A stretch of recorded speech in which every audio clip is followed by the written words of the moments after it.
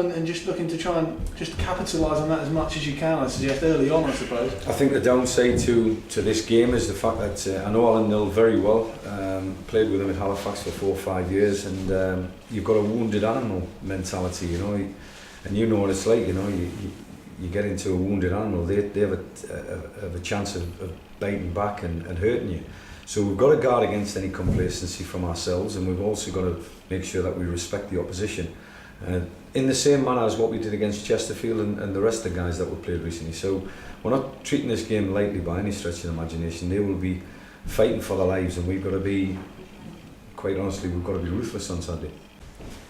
Danny, you've been back in training for a couple of days now. You'll be hoping to be back involved on Saturday at Torquay. Yeah, of course. I've been back in the last few days. The physio's got me back in. He's done a good job with me. I'm looking forward to getting back in the mix of it. Obviously, I've been out for a couple of weeks, so I'm looking forward to being in the squad Saturday, hopefully, and see how the boys do.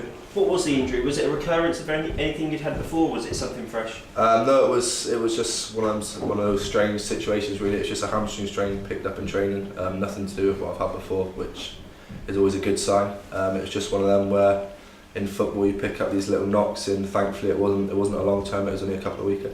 It was off a teammate who did it, wasn't it? We won't name names, but it just shows. I watched training on Tuesday, I think it was, and there's a real.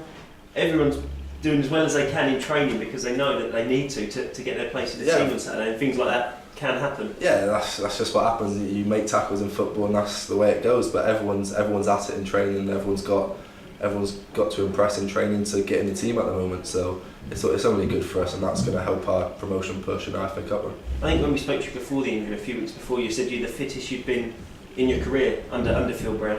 How long do you think it will take you to get back to that level? Will this injury affect it too much? No, I'm not. I don't think it will. It's only been, I think it's just over 2 weeks really, so I don't really lose my fitness over a couple of weeks. The physio and some of the staff have got me doing some runs, so I'm probably not far off there anyway. But no, I'm still feeling fit and ready to go, so which is good.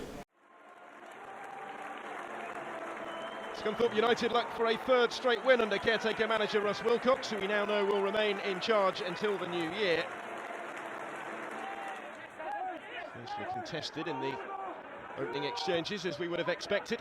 Good ball in towards Winnall here as well, who turns and scores really smartly. Scunthorpe's top scorer with the opening goal. Just 6 minutes on the clock and they lead. Conceding early won't do a lot for Torquay's confidence, you would have thought, and they could be in trouble again here. Plenty of time to luck up. Goalkeeper got an important touch there, Martin Rice. Here comes the corner from Noble Lazarus, deep delivery. Oh, and it's gone in! That's an own goal off Anthony O'Connor. He didn't really have too many players too near him there, but he steered it into his own net. They do from the free kick. Fight it in dangerously and flicked on, bundled in. They're back in the game, are they? No, the flag is up.